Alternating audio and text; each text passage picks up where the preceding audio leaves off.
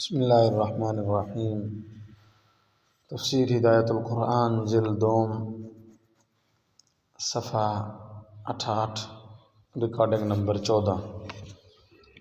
بسم اللہ الرحمن الرحیم۔ الم تر الی الذین اوتوا نصیبا من الکتاب یؤمنون بالجبت والطاغوت ویقولون للذین کفروا هؤلاء اہدی من الذین آمنوا سبیلا اولئک الذین لعنهم اللہ ومن یلعن اللہ فلن تجد له نصیرا۔ آیات مبارکہ کا لفظی ترجمہ سماعت کیجیے۔ کیا نہیں دیکھا تو نے ان لوگوں کو جو دیے گئے ایک حصہ آسمانی کتابوں کا یقین رکھتے ہیں وہ بتوں پر اور سرکش طاقت پر، اور کہتے ہیں ان سے جنہوں نے اسلام کا انکار کیا یہ لوگ زیادہ سیدھے ہیں ان سے جو ایمان لائے۔ باعتبار راہ کے یہی لوگ ہیں جن کو رحمت سے دور کر دیا اللہ نے، اور جس کو رحمت سے دور کریں اللہ تعالیٰ پس ہرگز نہیں پائے گا اس کے لیے کوئی مددگار۔ مختصر ترکیب: جب ہر وہ معبود جس کی اللہ تعالیٰ کے سوا عبادت کی جائے جیسے استحان وغیرہ۔ طاغوت ہر وہ سرکش طاقت جو خیر کے راستے سے روکے، خواہ جادوگر ہو، کاہن ہو، سرکش جن ہو یا خیر سے روکنے والے مذہبی پیشوا ہوں، سب کو طاغوت سے موسوم کیا جاتا ہے۔ یہود مشرکین نہیں تو مشرکین سے ان کی سرحد کیوں ملتی ہے؟ یہود کو ایمان کی دعوت دی تھی، فرمایا تھا کہ تم شرک میں مبتلا ہو اور یہ گناہ ایمان ہی سے معاف ہو سکتا ہے، لہٰذا ایمان لاؤ۔ اس پر انہوں نے کہا ہم مشرک نہیں، ہم تو اللہ کے چہیتے اور بخشے بخشائے ہیں۔ اس سے پہلے یہ جواب دیا تھا کہ یہ افتراء ہے۔ اب فرماتے ہیں کہ اگر تم مشرک نہیں تو مشرکین مکہ کی طرف پینگ کیوں بڑھاتے ہو؟ قاعدہ یہ ہے کہ کن ہم جنس باہم جنس پرواز۔ جنگ بدر کے بعد بنو نذیر کا سردار کعب بن اشرف اور حیی بن اخطب مکہ گئے اور مسلمانوں کے خلاف ان کے جذبات بھڑکائے۔ مرثیہ کہہ کر سرداران قریش کا نوحہ ماتم کرتے تھے اور کعبہ شریف کا پردہ پکڑ کر مشرکین سے عہد لے آتے تھے کہ وہ ضرور مدینہ پر حملہ کریں گے اور مدینہ کے یہود ان کا ساتھ دیں گے۔ اس موقع پر کفار مکہ کے سردار ابو سفیان نے ان سے کہا اگر تم واقعی ہمارے ہمدرد ہو تو ہمارے دو بتوں کو سجدہ کرو۔ انہوں نے کیا۔ پھر ابو سفیان نے پوچھا ہمارا مذہب اچھا ہے مسلمانوں کا؟ انہوں نے کہا کہ تمہارا مذہب مسلمانوں کے مذہب سے اچھا ہے۔ حالانکہ وہ جانتے تھے کہ مکہ والے بت پرست ہیں، وہ اچھے نہیں ہو سکتے، تاہم ان کے مذہب کو بہتر کہنا بت پرستی کی تاکید نہیں تو کیا تھی؟ بس یہود مشرک ہوئے یا نہیں؟ اللہ تعالیٰ ارشاد فرماتے ہیں انہی لوگوں کو اللہ نے اپنی رحمت خاصہ سے دور کر دیا، اور جن کو اللہ تعالیٰ اپنی رحمت سے دور کر دے ان کے لیے آپ ہرگز کوئی مددگار نہیں پائیں گے۔ آیات کریمہ: کیا آپ نے ان لوگوں کو دیکھا نہیں جو آسمانی کتابوں کا ایک حصہ تورات دیے گئے وہ بت اور سرکش طاقت کو مانتے ہیں؟ بت سے مراد وہ بت ہے جس کو کعب اور حیی نے سجدہ کیا تھا۔ سرکش طاقت سے مراد ابو سفیان ہے اور کافروں کے حق میں کہتے ہیں وہ مسلمانوں سے زیادہ راہ راست پر ہیں۔ انہی لوگوں کو اللہ نے اپنی رحمت سے دور کر دیا، اور جسے اللہ تعالیٰ اپنی رحمت سے دور کر دیں اس کے لیے آپ ہرگز کوئی مددگار نہیں پائیں گے۔ بسم اللہ الرحمن الرحیم۔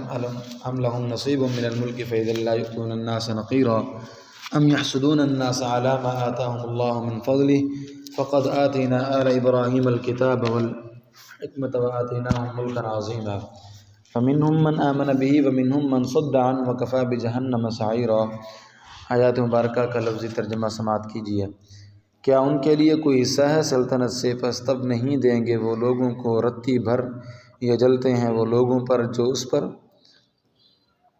دیا ان کو اللہ نے اپنی مہربانی سے۔ پس تحقیق دی ہے ہم نے خاندان ابراہیم کو آسمانی کتاب اور دانشمندی، اور دیا ہم نے ان کو بڑا ملک، پس ان میں سے بعضے جو ایمان لائے اس پر اور ان میں سے بعضے جو رک گئے اس سے، اور کافی ہے دوزخ دہکتی آگ۔ نقیر کھجور کی گٹھلی کے اوپر جو چھلکا ہوتا ہے، مراد حقیر ترین چیز ذرہ بھر رتی بھر۔ 100 بات کی ایک بات بنی اسماعیل سے جلے بھنے ہیں۔ پہلے 2 باتیں جان لیں۔ نمبر 1، نبوت اور حکومت میں تلازم ہے، ایک دوسرے کے لیے لازم ملزوم ہے۔ چنانچہ جب تک نبوت بنی اسرائیل میں رہی وہی حکومت کرتے رہے، پھر جب نبوت بنی اسماعیل میں منتقل ہوئی تو حکومت بھی ان کی طرف منتقل ہو گئی۔ حضرت ابراہیم علیہ السلام ابو الانبیاء ہیں، ان کے بعد آسمانی کتابیں، پیغمبری اور پیغمبری ان کی اولاد میں دائر ہوئی۔ سورۃ العنکبوت آیت 27 میں ہے، وَجَعَلْنَا فِي ذُرِّيَّتِهِ النُّبُوَّةَ وَالْكِتَابَ، اور ہم نے ان کی اولاد میں پیغمبری اور کتاب رکھ دی۔ ابراہیم علیہ السلام کے 8 بیٹے تھے، قصص القرآن۔ کسی بیٹے کی تخصیص نہیں تھی، سب ذریت کے لیے یہ انعام عام تھا۔ حضرت ابراہیم علیہ السلام کے ایک بیٹے حضرت اسحاق علیہ السلام تھے، ان کے بیٹے حضرت یعقوب علیہ السلام تھے، ان کا لقب اسرائیل تھا۔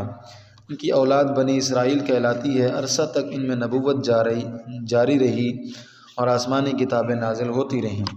پھر دور آخر میں بنی اسماعیل میں خاتم النبیین صلی اللہ علیہ وسلم مبعوث ہوئے اور ان پر اللہ کا کلام قرآن کریم نازل ہوا تو حکومت بھی ان کی طرف منتقل ہو گئی۔ یہی بات بنی اسرائیل کے لیے جلن کی وجہ بن گئی، ان کے ایمان کا راستہ کا روڑا بن گئی، اور اب ان آیات پر یہود سے گفتگو مکمل ہو رہی ہے، اور ان آیات میں 4 باتیں ارشاد فرمائی ہیں۔ نمبر 1، حکومت پر کسی کی اجارہ داری نہیں، اللہ کا اختیار ہے، جس کو چاہیں حکومت دیں۔ اللہ تعالیٰ نے پہلے حکومت بنی اسرائیل کو دی، اب بنی اسماعیل کو تفویض کی ہے۔ اگر حکومت پر بنی اسرائیل کا کچھ بھی اختیار ہوتا تو وہ کبھی اپنے اندر سے حکومت کو نکلنے نہ دیتے، بنی اسماعیل کو رتی بھر نہ دیتے، مگر ان کا کیا اختیار ہے؟ سارا اختیار اللہ کا ہے، وہ جس کو چاہیں نوازیں۔ نمبر 2، اللہ تعالیٰ نے بنی اسماعیل کو اپنے فضل نبوت سے نوازا تو یہود جل کر کباب ہو گئے۔ نمبر 3، اللہ تعالیٰ نے خاندان ابراہیم سے کتاب و حکمت کا وعدہ کیا ہے، کسی خاص بیٹے کی تخصیص نہیں کی، اور بنی اسماعیل بھی ان کی اولاد ہیں، اس لیے حسب وعدہ ان کو اب کتاب و حکمت اور حکومت عطا فرمائی ہے۔ نمبر 4، اب کچھ یہودی تو اسماعیلی نبی پر ایمان لائے ہیں اور کچھ اینٹھے ہوئے ہیں، وہ جہنم کی دہکتی آگ کا ایندھن بنیں گے۔ آیات کریمہ۔ کیا ان یہود کا سلطنت میں کوئی حصہ اختیار ہے؟ تب وہ لوگوں کو بنی اسماعیل کو رتی بھر نہ دیں گے۔ کیا وہ جلے بنے ہیں لوگوں پر بنی اسماعیل پر اس وجہ سے کہ اللہ نے ان کو اپنے فضل سے عنایت فرمایا؟ پس سنو، ہم نے خاندان ابراہیم کو آسمانی کتابیں اور دانش مندی عطا فرمائی ہے۔ ہم نے ان کو بڑی سلطنت عطا فرمائی ہے کیونکہ کسی بیٹے کی تخصیص نہیں تھی۔ پس بعض ان یہود میں سے وہ ہیں جو اس پر آخری نبی پر ایمان لائے، اور بعض ان میں سے ان پر ایمان لانے سے رکے ہوئے ہیں، اور ان کے لیے دہکتی دوزخ کافی ہے۔ بسم اللہ الرحمن الرحیم۔ ان الذین کفروا بآیاتنا سوف نصلیہم نارا کلما نضجت جلودہم بدلناہم جلودا غیرہا لیذوقوا العذاب ان اللہ کان عزیزا حکیما والذین آمنوا وعملوا الصالحات سندخلهم جنات تجری من تحتها الانہار خالدین فیہا ابدا لهم فیہا ازواج مطہرۃ وندخلهم ظلا ظلیلا۔ آیات مبارکہ کا لفظی ترجمہ سماعت کیجیے۔ بے شک جن لوگوں نے انکار کیا ہماری آیتوں کا، ان قریب داخل کریں گے ہم ان کو دوزخ میں، جب پک جائیں گی ان کی کھالیں بدل دیں گے ہم ان کو کھالوں سے ان کے علاوہ، تاکہ چکھیں وہ عذاب۔ بے شک اللہ تعالیٰ ہیں زبردست بڑی حکمت والے۔ اور جن لوگوں نے مان لیا اور کیے انہوں نے نیک کام، ان قریب داخل کریں گے ہم ان کو باغات میں، بہتی ہیں میں نہریں رہنے والے اس میں سدا ان کے لیے ان میں بیویاں ہیں پاکیزہ، اور داخل کریں گے ہم ان کو گھنے سائے میں۔ ربط گزشتہ آیت میں ان یہود کا ذکر تھا جو حسد کی وجہ سے نبی صلی اللہ علیہ وسلم پر ایمان نہیں لائے۔ اب قاعدہ کلیہ کے طور پر ایمان نہ لانے والوں کی سزا کا ذکر فرماتے ہیں، بس یہ سزا ان یہود کے لیے بھی ہوگی۔ پھر کفار کے بالمقابل مومنین کے جزائے خیر کا ذکر ہے، اور یہ قرآن کریم کا اسلوب ہے۔ دوزخ میں کافروں کی کھالیں بدلی جائیں گی تاکہ وہ مسلسل عذاب کا مزہ چکھیں۔ جن لوگوں نے اللہ کی آیتوں کا انکار کیا، خواہ وہ یہود ہوں یا ان کے علاوہ، اللہ تعالیٰ جلد ان کو جہنم میں جھونکیں گے۔ وہاں جب بھی ان کی کھالیں پک جائیں گی تو ان کو دوسری کھالیں بدل دی جائیں گی، کھالیں ریپلیس کی جائیں گی تاکہ وہ مسلسل عذاب کا مزہ چکھتے رہیں۔ اللہ تعالیٰ زبردست ہیں، ان کے لیے ایسا کرنا کچھ مشکل نہیں، حکیم ہے۔ کفر و شرک کی جو حقیقت مستمرہ ہے یہی سزا ہے۔ فائدہ: جدید میڈیکل کی تحقیق یہ ہے کہ انسان کے جسم کو جو تکلیف پہنچتی ہے اس کو محسوس کرنے کی صلاحیت اصل میں جسم کے چمڑوں میں ہوتی ہے، نہ کہ گوشت میں۔ آپس میں پس منظر میں قرآن کریم کی ہدایت ایمان کو تازہ کرتی ہے کہ یہاں عذاب کو چکھنے اور تکلیف کو محسوس کرنے کی نسبت چمڑوں ہی کی طرف کی گئی ہے۔ اگرچہ قرآن کا اصل موضوع انسانیت کی ہدایت اور رہنمائی ہے، لیکن جہاں کہیں اس نے کائنات کی کسی حقیقت کی طرف اشارہ کیا ہے، حیرت انگیز طور پر وہ اس کے مطابق ہے۔ جہاں سائنسدان علم و تحقیق کا طویل سفر کر کے پہنچے ہیں۔ آسان تفسیر مولانا خالد سیف اللہ صاحب۔ نیک مومنین کی خوش انجامی: نیک مومنین کو آخرت میں سدا بہار باغات ملیں گے جو ان کا دائمی مستقر ہوگا۔ وہاں ان کو ایسی عورتیں ملیں گی جو حیض اور دیگر علائشوں سے پاک ہوں گی، اور اللہ تعالیٰ ان کو گنجان چھاؤں میں داخل کریں گے جہاں دھوپ چن کر بھی نہیں آئے گی، کیونکہ جنت میں دھوپ نہیں۔ سورۃ طٰہٰ آیت 119۔ فائدہ: عربی میں تابع محمل نہیں ہوتا، معنی دار ہوتا ہے۔ وہ مطبوع کے معنی میں اضافہ کرتا ہے۔ ذلیلاً نے ذلن کے معنی میں اضافہ کیا۔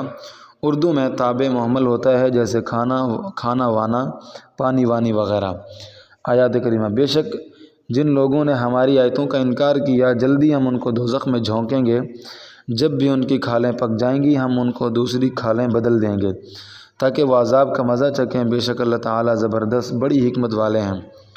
اور جو لوگ ایمان لائے انہوں نے نیک کام کیا، ان قریب ہم ان کو ایسے باغات میں داخل کریں گے جن میں نہریں بہتی ہیں، وہ ان میں ہمیشہ رہیں گے۔ ان کے لیے ان میں ستری بیویاں ہوں گی اور ہم ان کو گھنے سائے میں داخل کریں گے۔ واللہ اعلم بالصواب۔